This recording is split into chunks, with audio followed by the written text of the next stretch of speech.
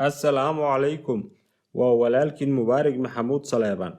Maanta waxaanu ka hadlaynaa dhibaatooyinka dhiigkarka iyo saamaynta baahsan ee uu ku yeelan karo jirkeena ama caafimaadkeena. Haddaba cadaadiska dhiigga oo sarreeya wuxuu si aan la dareemin u dhaawacaa jirkeena ilaa iyo inta laga dareemayo astaamihiisa. Haddaba haddii aan la maaraynin wuxuu qofka ku sababaa inuu ka dhigo naafo iyo sidoo kale wadna qabad halis ah.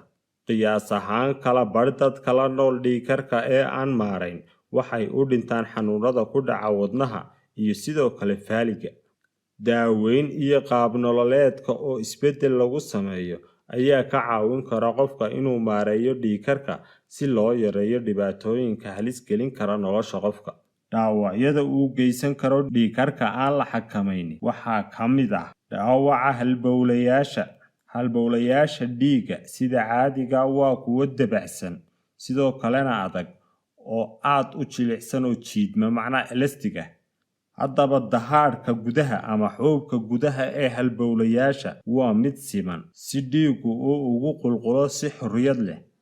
Dhiigkarku wuxuu si tartiib ah u adkeeyaa halbowlayaasha maadaama cadaadiska dhiiggu uu aad u sarreeyo. Tusaalayaal haddaan kaa siiyo, dhiigkarkan lagu sheegaya dhiiggu wuxuu ku soconayaa xawaare aad u sarreeya oo biyo imika tuubo haddaad biyo ka shubayso, tuubada haddaad cadaadis ku saarto gacantaada ama aad yara caburiso waxaad arkaysaa biyihii inay ku soconayaan xawaare aad u sarreeya. Sidaa daraaddeedna xawaarahaas ama dhiigga kacsan wuxuu dhaawac u geysanayaa xuubkii gudaha ama dahaadhkii gudaha ee halbowlaha, taasoo daciif ka dhigta ama u nugleysa inuu qofku ku dhaco dhiigbax gudaha ah. Dhinaca wadnaha markaynu eegno, shaqada wadnaha ayaa ah inuu dhiigga tuuro si dhiigga uu u gaadho qaybaha kala duwan ee jirkeena. Haddaba dhiigkarka aan la maarayn wuxuu siyaabo kala duwan u dhaawacaa wadnaha. Siyaabahaasna waxaa ka mid ah xanuunka xididka wadnaha. Waa xanuun ku dhaca halbowlaha dhiigga gaadhsiiya wadnaha. Xanuunkan ayaa sababa in dhumucda xididku uu yaraado, sidaa daraaddeedna waxay dhiig yari soo wajahdaa wadnaha. Astaamaha lagu garto waxaa ka mid ah qofka oo ay xanuunto laabtu ama wadna xanuun. Sidoo kale waxaa lagu gartaa khalkhal ku yimaada garaaca wadnaha. Haddaba waxyaabaha kale uu dhiigkarka aan la maarayn ku sababi karo wadnaha waxaa ka mid ah dhanka bidix ee wadnaha oo weynaada. Dhiigkarku wuxuu wadnaha ku qasbaa inuu si laba jibaar ah u shaqeeyo, sidaa daraaddeed waxa weynaada dhanka bidix ee wadnaha. Isbeddelkan ayaa faragelin ku sameeya shaqada wadnaha, qofkuna wuxuu halis u galaa in wadnuhu uu istaago. Howlgabka wadnaha. Waqti kadib dhiigkarku wuxuu sababaa inuu ka tambadiyo wadnaha, sidaa daraaddeed waxaa fashilma wadnaha oo howlgab ayuu noqdaa. Dhinaca maskaxda, dhaawacyada uu soo gaadhsiiyo dhiigkarka aan la maarayn. Maskaxdu waxay ku tiirsan tahay nafaqada ay ka hesho dhiigga, hase yeeshee cadaadiska dhiigga oo sarreeya wuxuu ku sababaa maskaxda dhibaatooyin badan oo ay ka mid yihiin xanuunka aynu u naqaano faaliga.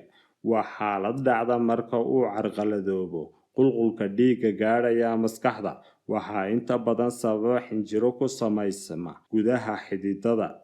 Sidoo kale haddii ay xaydh ama baruure ay xidho xididadana waxaa yimaada xanuunkan faaliga. Xanuunkan oo asalkiisu yimaada marka uu nusqaamo dhiigga gaadhaya xididada maskaxda wuxuu sababaa dhimashada unugyada ay maskaxdu ka samaysan tahay, taas oo sababta xanuunkan faaliga.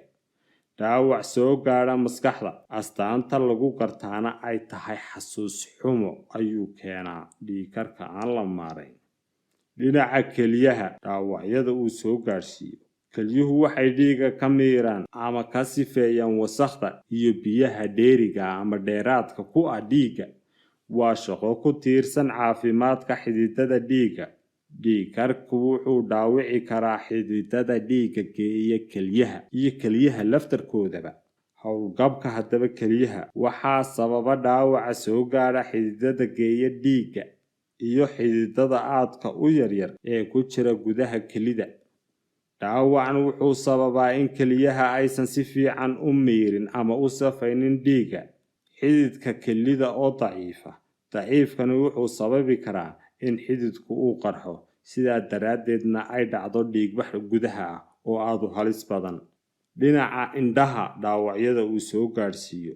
Dhiigkarku wuxuu dhaawacaa xididada yaryar ee ku jira gudaha indhaha. Waxaa dhaawacan ka dhalan kara arag beel ama qofkoo indha beela. Sidoo kale waxaa dhaawac soo gaadha neerfaha indhaha.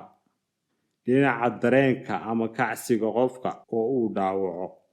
Inkastoo tabardarrada iyo kacsi la'aantu ay soo caabaxdo marka raggu ay da'doodu gaadho 50 sano, haddaba dadka la nool dhiigkarku waxay u badan yihiin in uu ku dhaco howlgabka kacsiga, maadaama cadaadiska dhiiggu uu aad u sarreeyo. Waxaa adkaada halbowlayaasha, sidaa daraaddeed waxaa hoos u dhaca dhiiggii u qulquli lahaa xubinta taranka. Sidaynu isla ognahayba, xubinta taranka ama gusku wuxuu ku kacaa waa qulqulka dhiigga. Maanta halkaas ayay inoogu joogaysaa. Wassalaamu calaykum waraxmatullaahi wabarakaatuhu.